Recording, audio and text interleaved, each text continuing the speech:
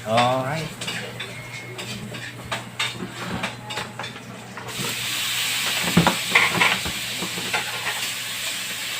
So guys, and good morning. So, meron po tayo ditong DC fan, isang motor, dinamo. So, ito ay ginagamit ko to dati nung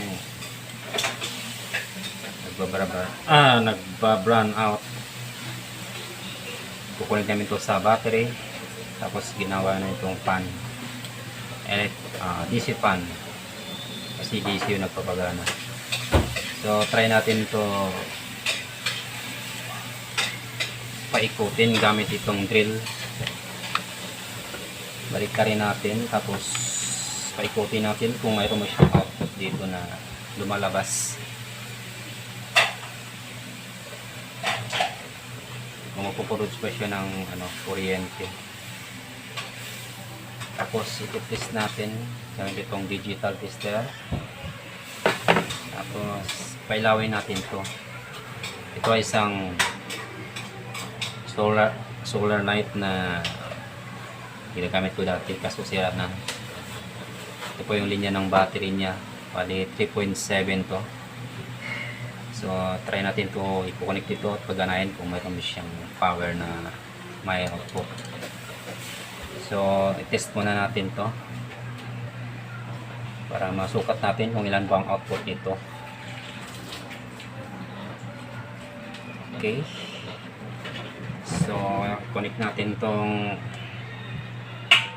tester tsaka itong dalawang tip alligator.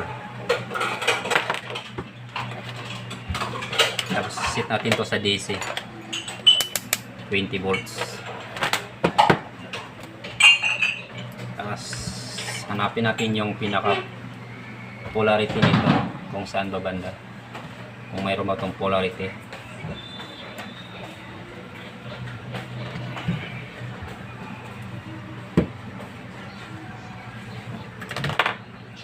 Madulas. Okay, tapos itong isa kulik natin, sumasahid sa ground. Pasayari mo para okay. Ang isa na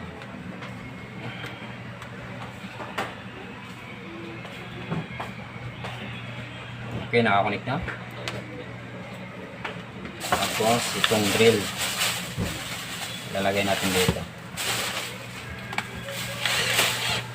Okay,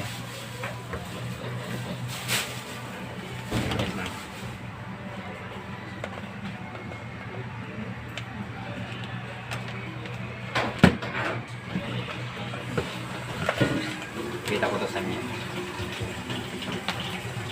Makikita ba? Hindi siya makikita.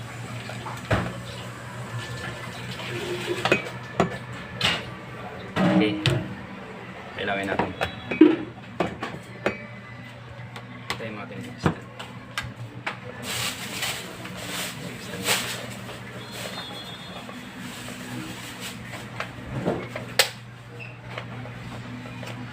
Yun ang stand yan. Ay, tumayo ah. Ito. Ayan. Right. Okay. Tignan natin. Baka sumayad yung mga ground niya sa body. Guys, no? Try natin to paikutin. Okay, ha. Makita. Hindi na nakikita.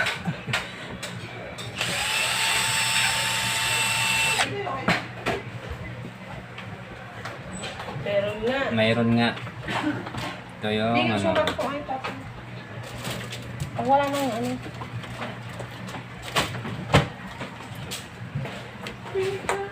balik ka rin natin kasi nandito yung positive. Dito yung negative sa kabila.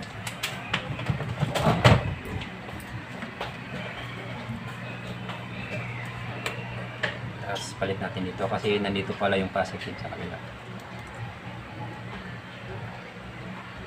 Pero pwede rin i-reverse pagpaikot.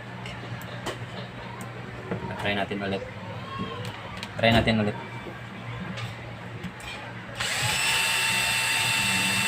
Okay, nandito nga sa side. So, ang output niya is 6 volts lang. To 7. Kung mabilis ang ikot kasi medyo mabagal ang ikot natin, may ng battery. Ayan na. Ito na nakita ko. So, try natin na-connect yung ano na ilaw.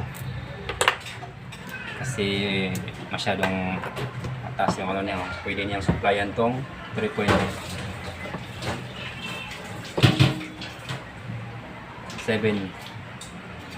na LED light. So try natin ito i-connect. Okay.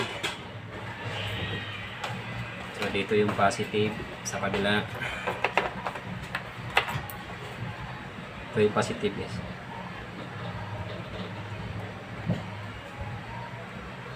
Tapos itong isa sa negative. Okay. Ayan na, connect na natin. So paikotin natin. Ayan na. Okay, di ba? Ilaw, lakas. Maliwanag.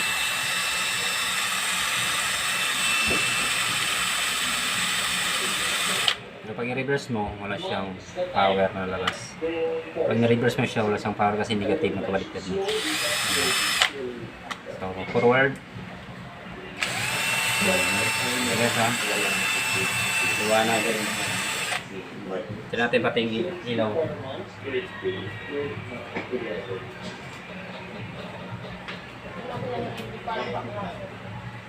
So, pinatay ko ng ilaw kung gaano ba siya kaliwanag.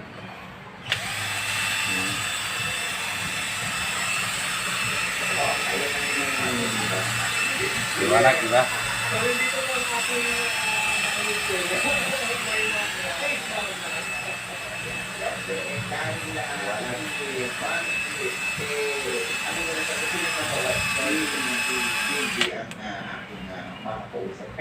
Kaharap ko na si Baby. Ay, dito, pinakabahan ka ba? Hindi, sakto lang. So guys, nasubukan na natin kung gaano siya kaliwanag. Dito ka na ba titira? Hindi ka na ba pupunta ng Pilipinas? 2 days, Tanggalin natin. You know, si Kuya, si our family. Paano yung schooling mo? Dahil alam naman natin na... So nasubukan natin siya kung gaano siya kaliwanag. So paano mo So pwede siya mag-produce ng kuryente gamit itong DC fan. Maraming distraction dito. So, I need to go back home in order to finish the focus na ito ay DC fan, no? It's time for you to experience what is it. So susunod, try natin yung mga matalaking dinamo na. Maghanap po tayo ng starter ng motor. Medyo mas malaki yun. Tapos try natin sa i-connect sa ano, inverter. Kung magpuprot po siya ng DC to inverter, tapos 220 na ang output nun. So try natin i-connect to DC. Diba? So try ko to i-connect sa inverter kung gagana ba ang inverter namin. So kunin ko muna. So ang supply ito is DC. So try natin ito connect kung mayroon ba siyang light ito na lalabas. Kaso medyo mababa eh. 7 volts lang. So try natin to. Kung kaya ba na itong pailawin. Habang di pa tayo nakahanap ng medyo mataas na voltahe. Ang mga output ng 12 volts. Connect natin. Okay ba sa iyo? Okay sa mga. Whatever time God give me and when it was mom's birthday, sulat ako ng letter. Ito yung 12 volts. Parang kasi during that time, during mom's birthday, Try ko nga ulit yung 12 volts. things were not looking the best. But they're okay, but they're not looking the best.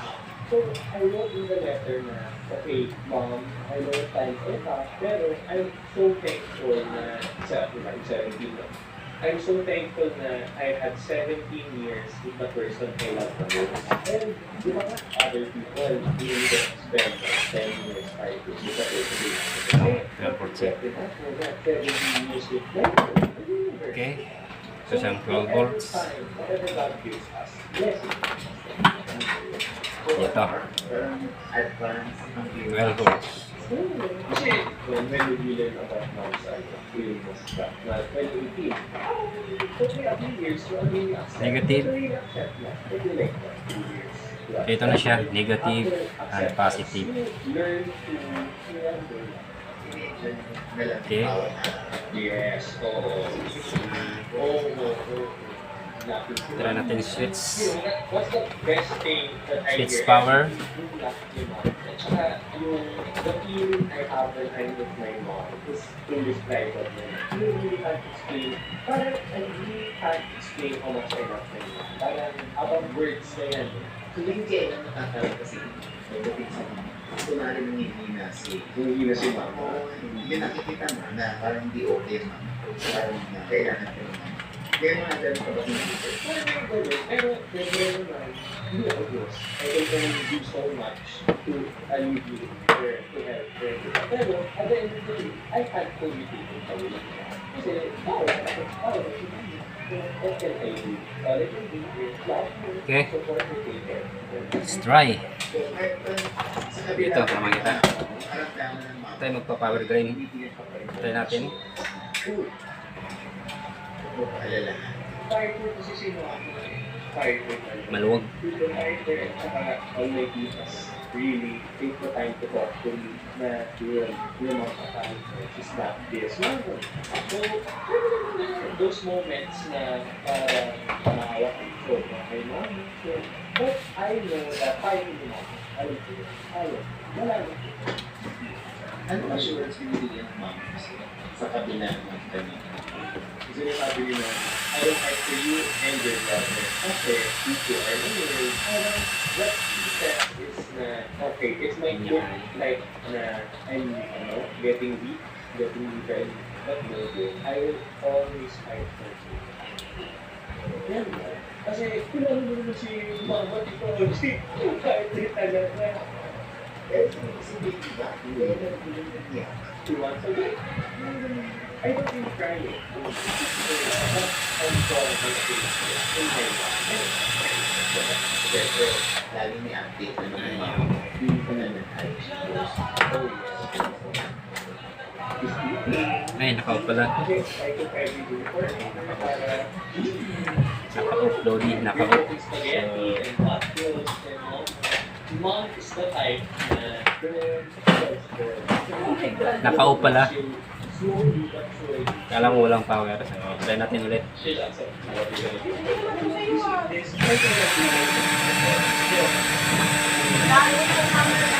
Mayroon po siyang output na green. Nag-green siya o nag-blue. Nagpupula. So, ibig sabihin mayroong pumapasok na standby power. Kaso lang, masyadong mababa yung voltage na susupply niya. Kaya hindi siya nag-green. Try natin ulit. Tingnan ulit dito.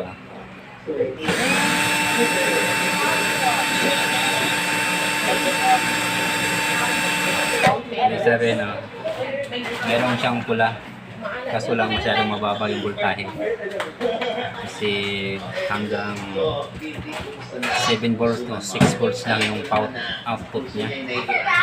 So try natin ng nag-output siya ng 12 volts na dinamo.